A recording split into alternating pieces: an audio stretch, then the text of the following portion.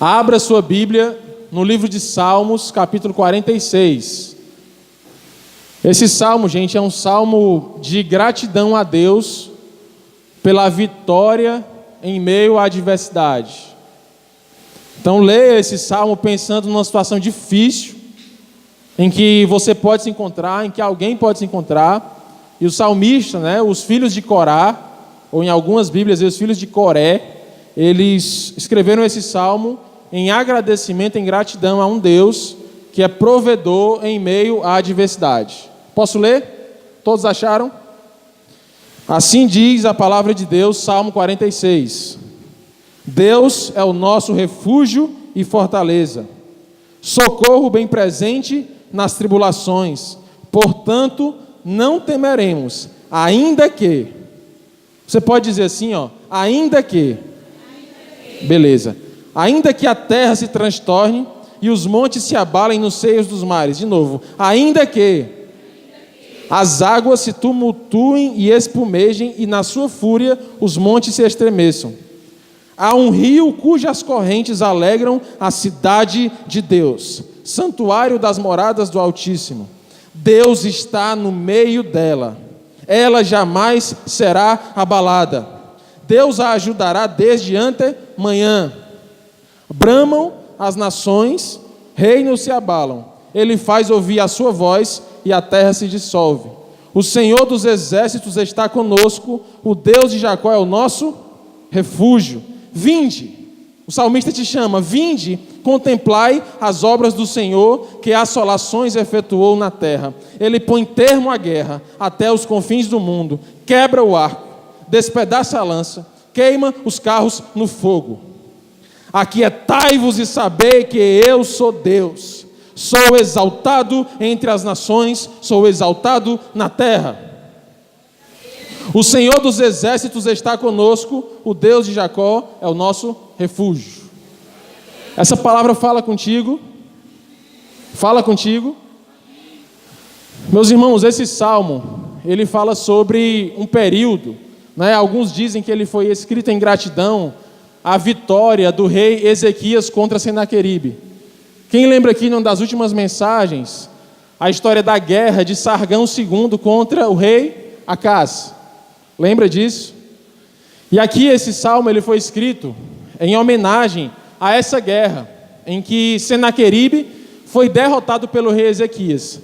Alguns dizem isso. Outros dizem que era um salmo de aflições, um salmo escrito em que Israel cantava e recantava num momento difícil.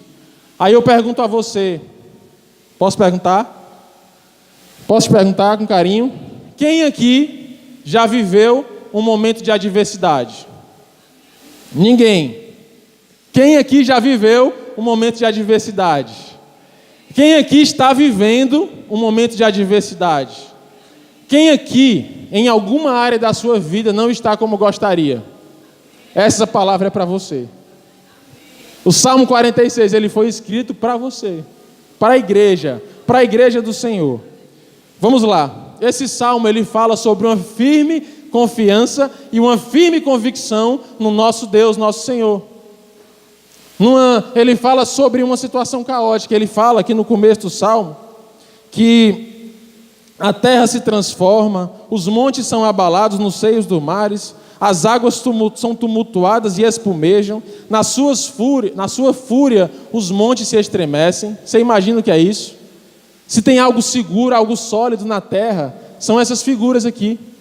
Algo que nunca mudou, são os mares, os montes, sempre estão lá, são seguros, são fortes, são firmes. Mas a Bíblia diz que até isso, até as coisas que você julga inabaláveis, até as coisas que você acha que nunca pode mexer, o que nunca pode mudar, elas sim podem ser abaláveis. Nós vivemos num tempo de caos, igreja. Nós estamos na era da Nova Babilônia. Nós estamos na era em que muitas coisas têm acontecido contra o ser humano e contra, por consequência, a igreja do Senhor. Nós temos sido alvejados em todas as faixas etárias da nossa vida. As crianças são alvejadas, sim ou não? Quem aqui tem alguma assinatura de Netflix? Vocês já viram o filme sobre drag queens sobre transexuais, drag queens, que foi lançado no Netflix essa semana. Alguns irmãos da igreja entraram num protesto virtual de cancelar sua conta do Netflix, por conta dessa ofensa à família cristã. E eu peço a você, se você não tem coragem de cancelar, ou se você não quer cancelar, que você vá lá no Netflix pelo menos e avalie mal esse seriado. Você coloque uma estrelinha lá que significa detestei, porque ela é uma afronta à igreja do Senhor, uma afronta à família de Jesus. As nossas crianças têm sido alvejadas. Alguém pode argumentar, como já argumentaram para mim, mas está lá, vê quem quer, está lá, assiste quem quer.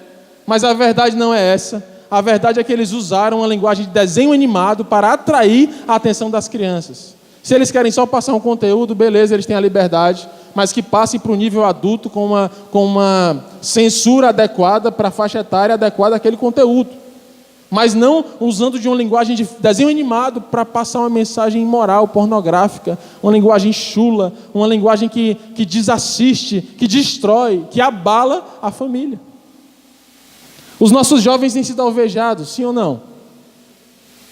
Depressão, ansiedade, homicídios, latrocínio. Os nossos adultos têm sido alvejados, sim ou não? Vícios, drogas, álcool, também depressão, ansiedade. Vivemos na cidade das farmácias, a cidade onde a cada esquina é uma farmácia, na cidade que o remédio mais vendido, que dá mais lucro às farmácias é o antidepressivo e o ansiolítico. Nós vivemos numa cidade ou num estado, eu vou dizer a vocês estão sentados, né? Até setembro de 2018, morreram no Ceará 3.500 pessoas vítimas de homicídio. 3.500 pessoas vítimas de homicídio até setembro. A guerra do Iraque, ela durou 8 anos. A guerra do Iraque, ela começou em 2003, no governo do George Bush, e ela terminou em 2010, com Barack Obama. Eu acho que já era o Obama em 2010. Ela durou 8 anos. Durante 8 anos, morreram 3.500 soldados americanos na guerra do Iraque. De janeiro a setembro, nós perdemos no Ceará todo o que morreu durante toda a guerra do Iraque. Em 10 meses. 9 meses. Aqui no Ceará. Alarma ou não alarma? Parece que eu estou lendo assim, montes se lançam ao mar, a terra estremece. Não é uma situação alarmante? A situação é alarmante. Aí eu pergunto a você, e agora? O que será de nós? O que é que a igreja, o que é que a voz de Deus, o que é que a Bíblia tem a dizer sobre isso? Numa terra em que hoje eu passei numa esquina aqui da cidade, estava lá escrito: abaixe o vidro, tira o capacete, senão morre. Eu li hoje, aqui em Fortaleza. O que a Bíblia tem a dizer sobre isso? Sobre esse medo que os pais têm quando seus filhos saem de casa. O que a Bíblia tem a dizer sobre isso? Sobre tantos jovens suicidas, depressivos, sobre tantos remédios vendidos, sobre tanta loucura vivendo em nossa cidade, no nosso estado, na nossa região, no nosso país. O que a Bíblia tem a dizer sobre isso? O que é que você acha? A Bíblia fala que nos últimos tempos será levantado a geração do ainda que. Você pode dizer assim? Geração do ainda que. O que é isso? Que geração é essa? A geração que diz assim, ainda que a terra se transtorne, ainda que as águas tumultuem e espumejem, eu não deixarei de confiar no meu Senhor.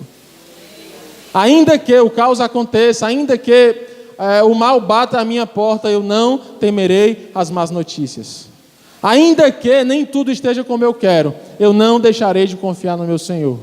Ainda que as circunstâncias digam que não, a minha fé é inabalável no Rei da Glória, no Senhor dos Senhores, no Rei dos Reis. A geração do ainda que. A noiva que Jesus levanta nos últimos dias é a geração do ainda que. E baseado nesse salmo e na geração do ainda que, Martinho Lutero,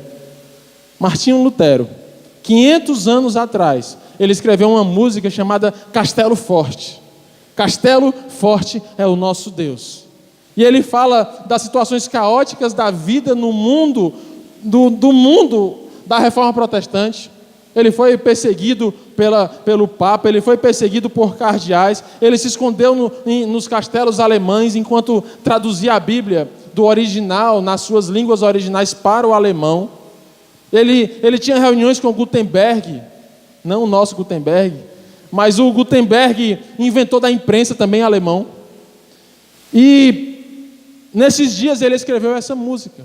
Em meio a perseguições, ele disse assim: Castelo forte é o nosso Deus. Ele viveu no ápice da religião da sua época. Ele tinha contato com grandes reis que o abrigavam em castelos. Eu imagino que ele comeu de banquetes. Eu imagino que ele ficou em quartos fortificados, largos, com muralhas. Eu imagino que, sob a ordem do rei que o guardava, havia exércitos que obedeciam à sua voz. Mas ele levantou a sua voz e disse: Castelo forte é o nosso Deus. É essa a mensagem do Salmo 46. É essa a mensagem da Bíblia sobre esse caos que nós vivemos no nosso estado. Castelo forte é o nosso Deus.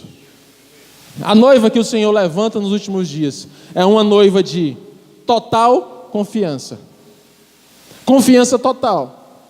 É uma noiva de mãos firmes. Mãos firmes. E é uma noiva de foco único. Foco único. Você imagina que você está inserido nessa promessa de Deus? Você sabe o que é uma noiva de mãos firmes? É uma noiva que recebe algo de Deus e não solta, não treme, não abre mão. Se o Senhor te deu um casamento, segura esse casamento, mas segura com as duas mãos. Segura com unhas e dentes. Se o Senhor te deu um filho, se o Senhor te deu uma filha, se o Senhor te deu algo, se o Senhor te deu um emprego, se o Senhor te deu uma faculdade, se o Senhor te deu algo para você cuidar, segure. A igreja que se levanta nos últimos dias é uma igreja de mãos firmes. É uma igreja que não abre mão do seu chamado, não abre mão das suas riquezas, não abre mão dos seus tesouros espirituais. Você entende o que é isso? Uma igreja de mãos firmes. Aí eu pergunto a você, o Salmo apresenta duas situações, uma situação de caos e uma situação de plenitude, de um lugar guardado. E eu te pergunto, de que lado você está? Hoje, na tua vida, aonde você está? Será que você está do lado do caos, onde a terra estremece, tudo te desespera? Ou será que você está do lado daquele que é guardião sobre todas as coisas? Será que você está do lado de Cristo Jesus? Quem quer estar no lugar guardado? Quem está aqui nessa noite ou aí no YouTube, onde você estiver, e quer dizer assim: Timóteo, eu entendi nessa noite que o meu lugar é dentro do castelo forte do Senhor. O nome da pregação de hoje, com toda humildade, é a vitória sobre as adversidades. A vitória sobre as adversidades. Eu perguntei aqui no começo, quem está vivendo adversidades ou quem já viveu? Todos levantaram as mãos. E nesse salmo nós aprendemos como vencer as adversidades, no poder da palavra de Deus. E para nós observarmos como vencer, de que forma atrair o céu para a terra, eu peço que a gente observe 3 elementos que estão nesse salmo. 3 elementos escondidos nesse salmo. O primeiro elemento é o rio. O salmista, os filhos de Corá, eles apresentam para a gente o rio. Quem aqui já viu um rio nascendo? Alguém já viu a nascente de um rio? Já viu? Eu estou viajando muito esse mês, eu estou passando o mês no interior. Então, na verdade, o que vocês estão vendo aqui não sou eu. Eu estou passando a semana no interior, durante todo esse mês. E eu estou viajando, é um estágio da faculdade no interior. E eu passei num lugar, numa cidade, eu acho que era em Aquiraz, na saída de Fortaleza. Eu acho que é Aquiraz ali. Se não for Aquiraz, é uma cidadezinha perto.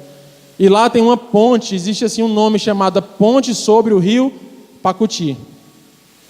E eu já vi a nascente do Rio Pacuti, lá numa cidade chamada Pernambuquinho, lá no maciço de Baturité. Se você vir, Depois você pode colocar lá no YouTube, a nascente do rio Pacuti, em Pernambuquinho, você vai ver que é um filete d'água que brota da pedra. No invisível, num lugar onde ninguém vê nada, de repente brota uma fonte de água. E aí eu passando lá em Aquiraz, eu passei numa ponte muito larga, passando por baixo dela, um rio muito largo. Como pode? Um rio que nasce num filete d'água em cima da serra, vencendo todas as dificuldades, a gravidade, vencendo a física, diante da geografia, da física, ele vai e sai de dentro da pedra. E depois ele se torna tão grande. Aí eu fiquei curioso, sou curioso. Fui ver aí na internet, como é a foz desse rio? Né? Como é que ele chega no mar? Ele chega lindamente no mar. Lá no Porto das Dunas tem uma chegada dele no mar. Eu não conheço pessoalmente, mas eu vi na internet um balneário. Diga aí, Robério.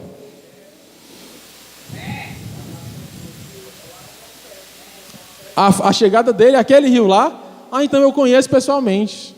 O Marcos conhece pessoalmente, o Wesley. Aliás, eu quase morri lá pessoalmente. Olha aí, eu quase morri afogado no rio Pacuti, pessoalmente. Houve um tempo na minha vida. Eu era criança, eu, Marcos, o Wesley, a gente curioso também, foi ver a gravação da novela da Globo, lá na Cofeco, da novela Tropicaliente, é o Novo. Aí a gente passou com água no tornozelo, um bocado de menino. Eu devia ter, o que, Marcos? Uns 9, 10 anos, uns 9 anos de idade. E aí, ontem.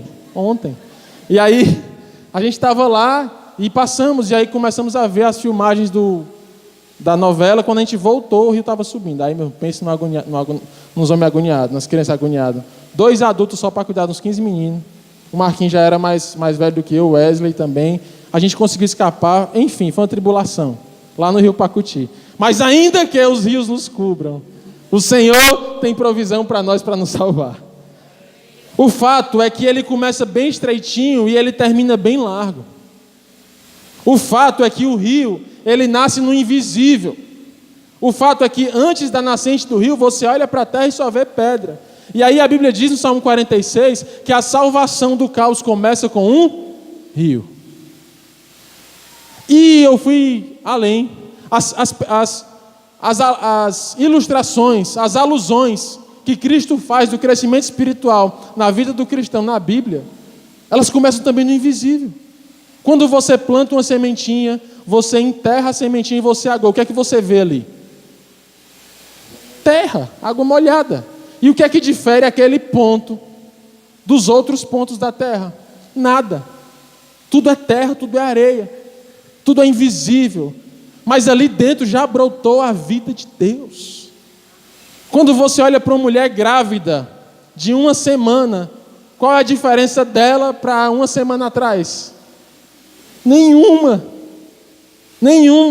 São 2 células que se encontram e começam um processo de multiplicação. O invisível. O milagre de Deus, ele começa no invisível. Mas como pregar o invisível no meio do mundo das ilusões?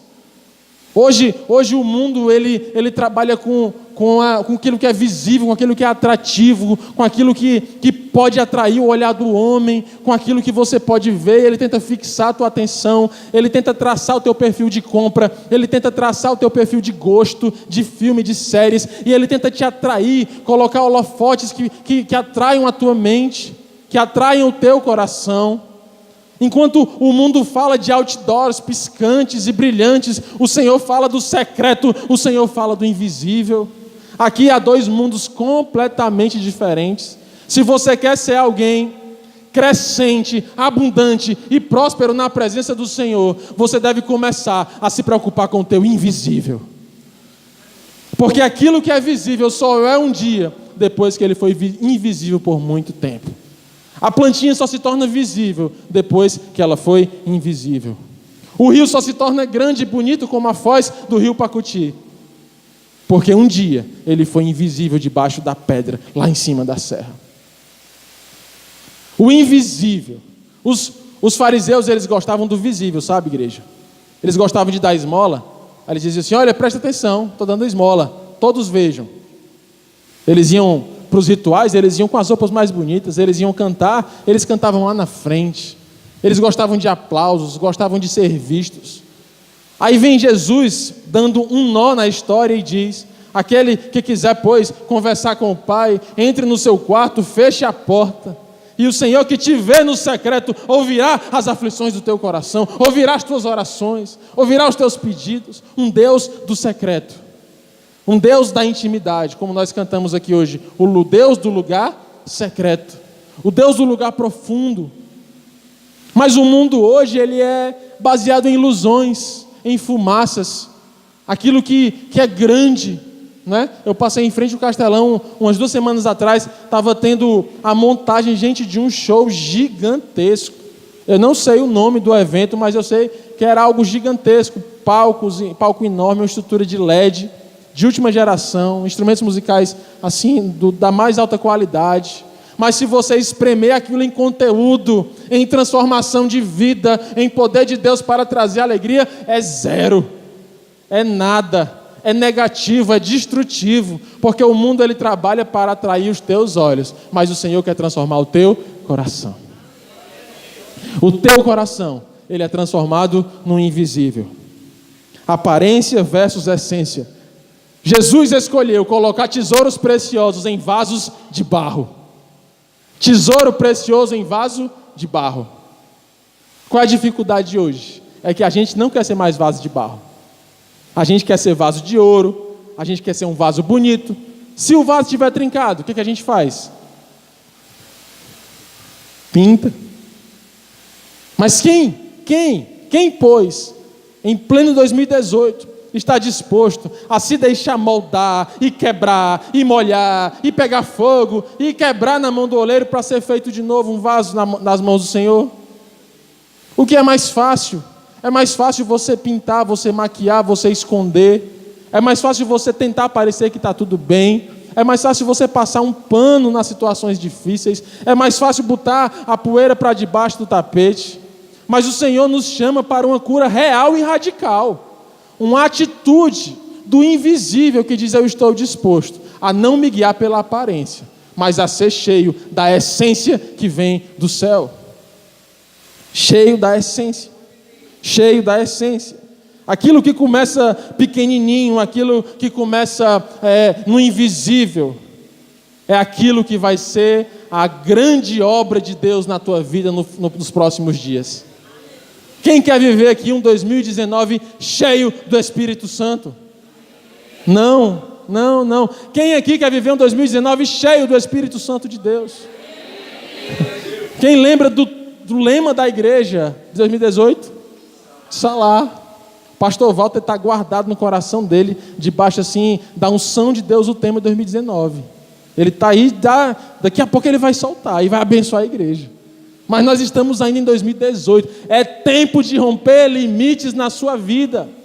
Nós temos visto vidas rompendo limites. Ministérios da igreja, os jovens, os PGs, os ministério de vídeo. Alguns ministérios se colocaram debaixo dessa promessa. Algumas vidas se colocaram debaixo dessa promessa e estão hoje rompendo limites. Não é? A nossa vida ela é assim, mas para que você rompa no visível, antes você tem que romper no invisível, dentro do teu coração, no lugar do arrependimento, no lugar de negar-se a si mesmo, no lugar onde você deixa para trás as velhas coisas que te atrapalham. Ora, se não podemos dizer que a vida de Jesus começou com o rio, pastor Walter. A vida de Jesus ela começou no invisível. Israel caótico, Israel caótico. O reino do norte já totalmente tomado, os assírios lá chegando junto, e destruindo tudo, destruindo a capital, destruindo o povo, colocando um outro povo no lugar, tudo acabado. E aí Isaías se levanta na voz profética e diz: e um menino nos nasceu, e um filho se vos deu, e o seu nome será Maravilhoso Conselheiro, Deus Forte, Pai da Eternidade e Príncipe da Paz. Você entende o que é isso? O nome... A obra de Jesus começou apenas com palavras. Você já viu uma palavra dita? Não dá para ver, é invisível, você escuta.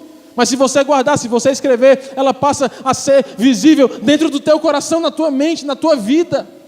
A palavra de Deus, ela não é só para ser vista. Ontem nós estávamos conversando com alguns irmãos, e aí eu falei assim para alguns irmãos na conversa, eu disse assim, o que é que adianta a igreja, uma pessoa com fome chegar no self-service?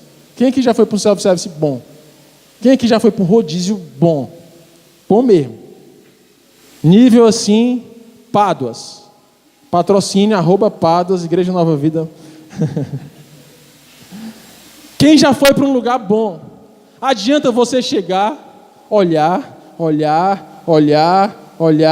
se sentar. Adianta.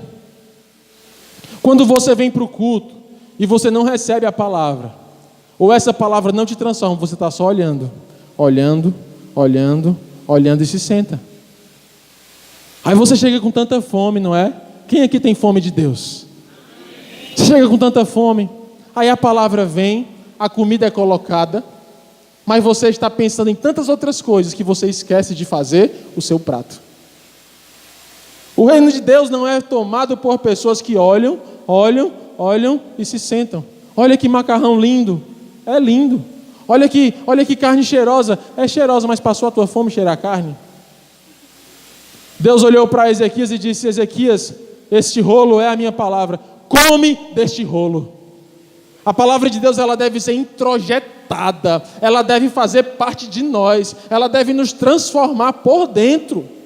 Você deve chegar diante da presença de Deus, fazer o seu prato e comungar com o nosso Senhor Jesus Cristo.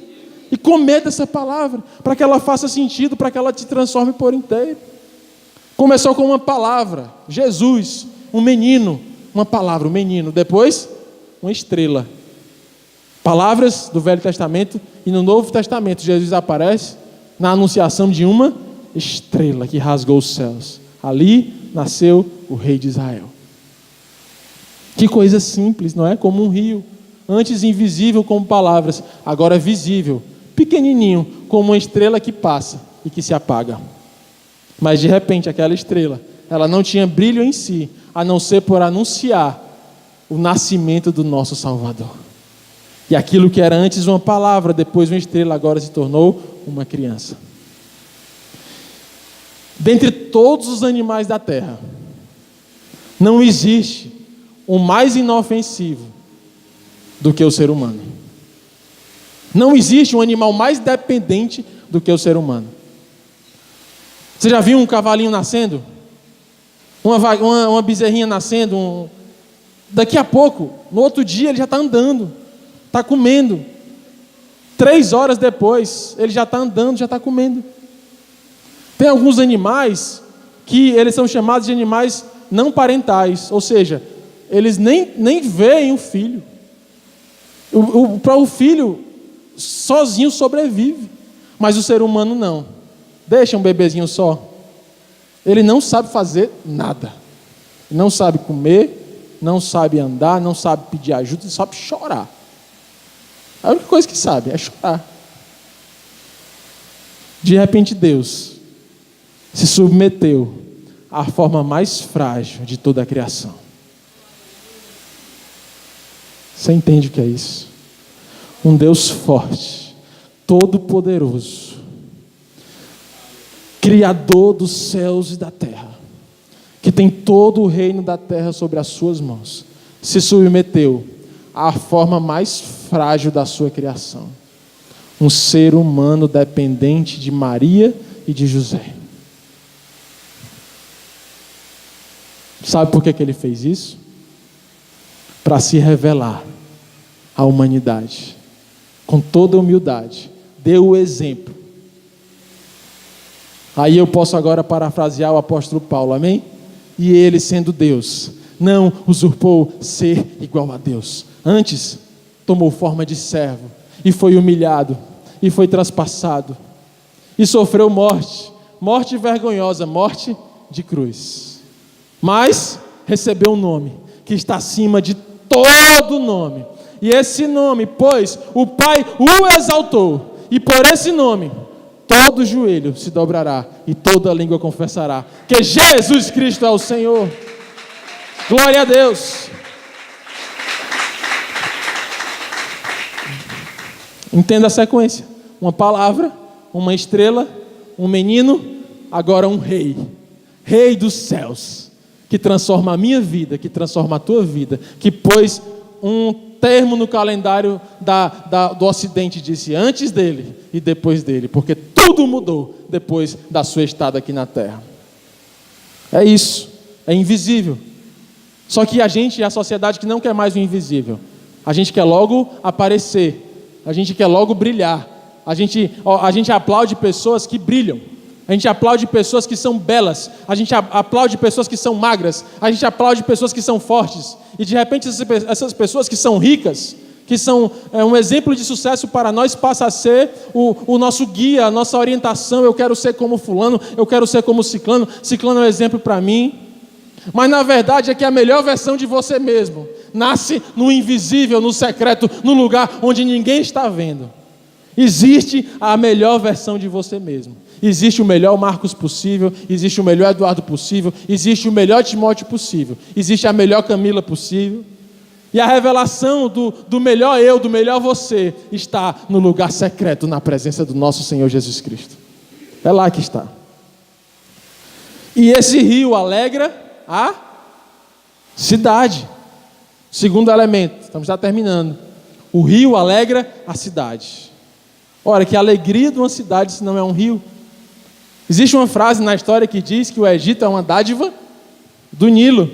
O que seria do Quixadá sem o rio Choró? O que seria da França sem o rio Sena? De Paris sem o rio Sena? O que seria das grandes cidades sem água? Mas aqui a Bíblia não fala somente da água como fonte de nutrição. Aqui a Bíblia fala que há uma cidade, que o nome dessa cidade é a igreja, a noiva do Senhor Jesus, que é alegrada pelo rio que desce do trono de Deus. Aí eu te pergunto, o que tem te alegrado? O que alegra o teu coração? O mundo te propõe muitas falsas alegrias, que hoje é alegria, amanhã não é mais. Hoje é alegria, amanhã traz tristezas. Eu trabalho no hospital de doenças infecciosas, doenças transmissíveis, todo tipo, toda doença que você imaginar está lá. E a maioria das pessoas que estão doentes com essas doenças são pessoas que viveram de falsas alegrias, que acharam que aquela noite era tudo na vida delas, mas que de manhã chegou a conta, e que até hoje elas estão pagando a conta daquela noite. A conta chega, louco, de que vale ganhar o mundo inteiro e perder a tua alma. O Salmo 46 diz que a alegria da igreja está no Senhor. Paulo, ele trata sobre ansiedade, ele diz: alegrai-vos no Senhor. Outra vez digo, alegrai-vos no Senhor. Agrada-te do Senhor teu Deus, e Ele satisfará os desejos do teu coração. A alegria da igreja está no céu.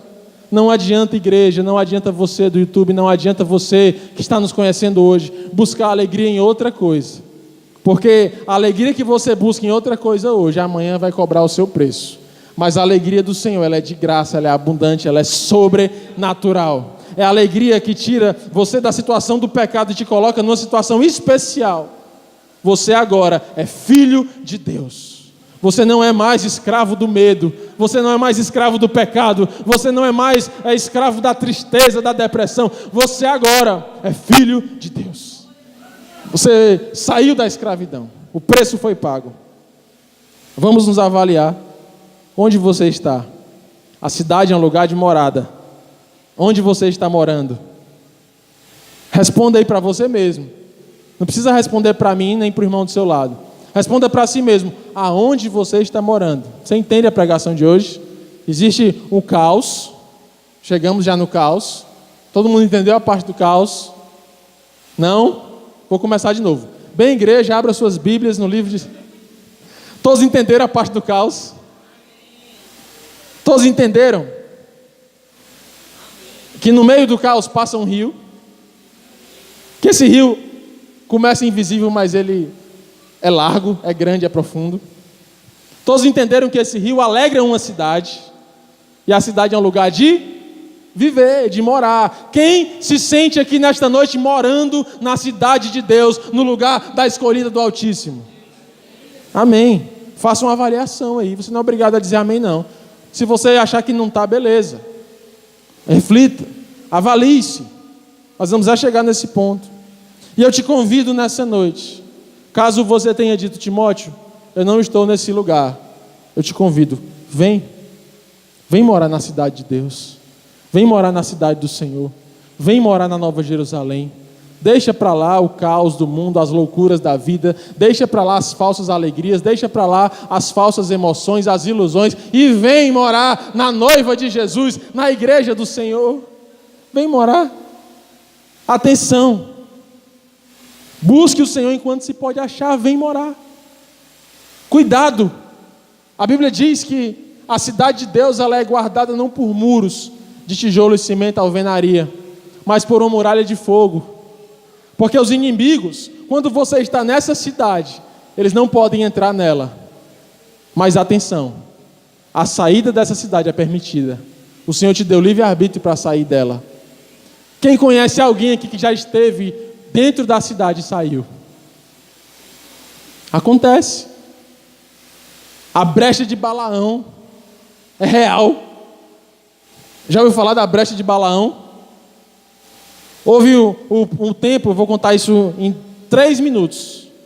Israel estava caminhando em direção à terra prometida sob a tutela de Moisés. Israel caminhando, eles passaram do lado de um povo chamado Moabe. E os moabitas começaram a subir nas montanhas e ver aquela multidão de homem forte, homem alto, homem forte. E aí disseram, não, nós não podemos deixar isso acontecer. Se esses homens se rebelarem contra nós, eles vão dominar todo o nosso território. Mas eles não sabiam que eles não queriam nada ali, eles queriam só passar. Sem poder fazer nada militarmente, Moabe contrata um profeta chamado Balaão para amaldiçoar aquele povo. E aí Balaão é contratado, depois você lê a história é compridíssima, mas não é o foco da mensagem. E ele começa a amaldiçoar. Quando ele monta o altar, que ele vai amaldiçoando, ele diz assim, aí está o povo de Deus, esse povo é guardado por Deus, ninguém poderá profetizar uma palavra contra esse Deus, esse povo é abençoado. Aí Moabe olha para ele, o rei de Moabe, e diz, o que é isso, cara? Eu te paguei, está aqui a fatura, o cartão de débito, está aqui na moderninha, para tu amaldiçoar, tu está abençoando. Aí, segunda vez, terceira vez, e ele começa a abençoar Israel. E na última vez, Moabe desiste, diz, tá bom, para. É linda a profecia, diz, ninguém te resistirá. Aonde esse povo colocar os pés será a terra dele. E ele é abençoado, ele é guardado por Deus. Chega uma hora que desiste. Diz, para. Aí tem um problema. Balaão tem uma ideia. Balaão tem uma ideia e diz, eu sei como enfraquecer esse povo. É impossível de entrar, mas é possível tirar eles de lá. Aí ele diz assim, olha, peguem as mulheres mais bonitas de Moabe, as prostitutas mais bonitas de Moabe, e comece a ir para a beira do acampamento, para a fronteira do acampamento, e chamar os homens para se deitar com elas. E quando os homens quiserem pagar em dinheiro, vocês não vão aceitar, vocês vão querer que eles paguem em adoração aos deuses de Moabe. Cada homem que sair, que se realizar nos prazeres da carne, vai agora adorar aos deuses de Moabe. Meus irmãos, mais de 70 mil homens de Israel morreram por causa dessa história. Você sabe o que é isso? A brecha de Moabe. O inimigo ele não pode entrar aqui para te tirar do centro da vontade de Deus, mas ele fica te atraindo lá fora, para te atrair e te tirar do lugar da adoração ao Deus único, para que você adore as concupiscências da carne, os pecados, as coisas loucas dessa vida, para te tirar do centro da vontade de Deus. A brecha de Moabe. Ele não consegue te tirar daqui não, porque você está no centro da vontade de Deus. Mas ele fica te tentando, vem, sai daí, porque lá fora jaz o maligno, lá fora é terra do inimigo, lá fora é território do adversário. O mundo, o Satanás é o príncipe desse mundo. Qual é o problema? É que a igreja hoje quer viver na fronteira, sabe? Do pode, não pode, pode, não pode, pode ou não pode, pode beber ou não pode beber, pode cantar música do mundo ou não pode, está brincando de Jericó, Jerusalém. Está aqui na fronteira, aqui é um país, aqui é outro. E fica, eu estou aqui. A Bíblia diz que o soberano mora no meio da cidade. no centro da cidade. O Senhor não te chamou para ficar de fronteira, para ficar meio quente, meio frio. O Senhor não te chamou para estar nas extremidades aqui na igreja, de olho nas coisas do mundo, aqui assistindo o culto, pensando no pecado, pensando no que você poderia estar fazendo, vivendo uma vida na igreja e quando chega lá fora pecando e pecando preso. Sabe o que é isso? É a brecha de Moabe. E o preço que ele cobra é a tua vida. As vidas que serão impactadas pela tua vida aqui na igreja estão aguardando a revelação do teu ministério. Estão aguardando o potencial de Deus que brotará dentro de ti. Um rio, uma cidade. E no centro dessa cidade mora o soberano. Os 3 elementos para vencer a adversidade: o rio, a cidade e o soberano. Quem é esse soberano? É Jesus. A Bíblia diz que ele habita no meio da cidade. Isso quer dizer que ele é o centro de todas as coisas. A igreja que se levanta nos últimos dias é a igreja que coloca Jesus no centro da sua vida. Sabe, quando você está muito no eu, porque eu não gostei. Porque eu não gostei do que fulaninha disse. Porque eu não gostei como ela olhou para mim. Porque eu não gostei dessa música. Porque eu não gostei daquilo. Será que não tem muito eu aí ainda? Quem mora nessa cidade, quem quer vencer as adversidades da vida, tem que parar de falar eu.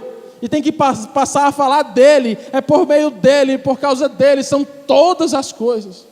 Ele, sendo Deus, se submeteu à figura mais frágil da criação, uma criança humana, que tem fome, que tem sede, que passa necessidades, que não se expressa, que não sabe falar, não sabe se comunicar. E às vezes a gente não quer se submeter ao lugar da humildade. Jesus, ele se encontrou com Jerusalém. Gente, isso é histórico. O pastor Walter pregou aqui na quarta-feira passada. No domingo passado, desculpa. Você sabe como foi o encontro do noivo com a Jerusalém, a noiva? Como foi? Quem sabe? O pastor pregou domingo. Como foi o encontro espiritual do Jesus homem e a sua noiva Jerusalém? Foi montado num jumento, gente. O momento, o maior encontro espiritual ali, o noivo, filho de Deus, se encontrando com a cidade de Davi. Ali, naquele momento, é uma profecia sobre o arrebatamento. Uma profecia sobre quando a igreja se encontrará com o noivo nos céus. Uma linguagem profética, gente, tremenda, espiritual. Ele estava montado num jumento forrado com a roupa das pessoas que iam passando. E as pessoas não iam dando ouro, não iam dando riquezas, elas iam abanando palmas de palmeiras, folhas de palmeiras. Sabe o que é isso? É humildade. É humildade. Quanto mais você quiser aparecer, mais o Senhor vai te humilhar, porque Ele humilha os exaltados, mas Ele exalta os humilhados. O Senhor dá graça aos humildes, mas resiste ao coração soberbo. Quanto mais eu, meu, teu tiver na tua vida e na tua boca, mais longe você está de encontrar a graça de Deus e o sucesso do teu ministério. Quanto mais Ele, dele, por Ele, para Ele, mais pertinho você está do Senhor. Aí você vê os ministérios crescendo. Quanto mais cresce, cresce primeiro para baixo. Uma vez um pastor ia assumir uma grande igreja. Um pastor mais velho estava sendo transferido para outro lugar, outra cidade. E um pastor novinho ia assumir aquela igreja. Aí ele chegou para se aconselhar, chorou e disse: pastor, como é que eu vou dar conta disso? E aí o pastor mais velho olhou para ele e disse: o ministério pastoral, o ministério da igreja, é como um rio. Ele só é largo se ele for profundo. Se você quer que na sua vida passe água suficiente para esse ministério, te aprofunda na intimidade com o Senhor, porque um rio só é largo se ele for profundo. O problema é que a gente quer que tudo seja largo, mas não quer pagar o preço da profundidade. Pastor Wesley pregou sobre cavar para encontrar o tesouro. Cavar dá trabalho? Não? Sim ou não? Quando puder, vamos chegando, grupo de louvor. Já estamos terminando. A soberania de Deus, ela se levanta para colocar em xeque toda a ciência humana.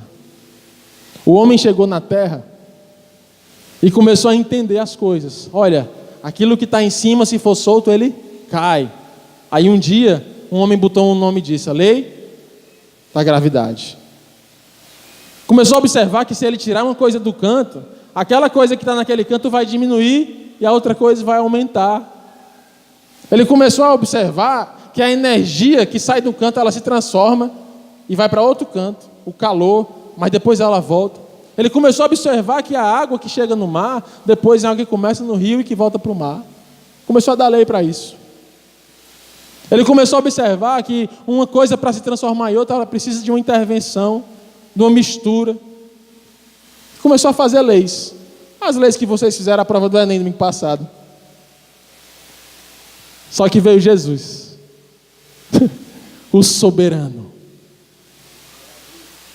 Você tem guiado a sua vida pelas leis humanas? Escute essa. Veio Jesus, o soberano. Começou logo transformando água em vinho. Um nó na ciência. Ele começou logo dando vista aos cegos. Um nó na medicina. Ele começou logo multiplicando pães e peixes. Um nó na matemática. Um nó na física. A viúva de Sarepta, ela tinha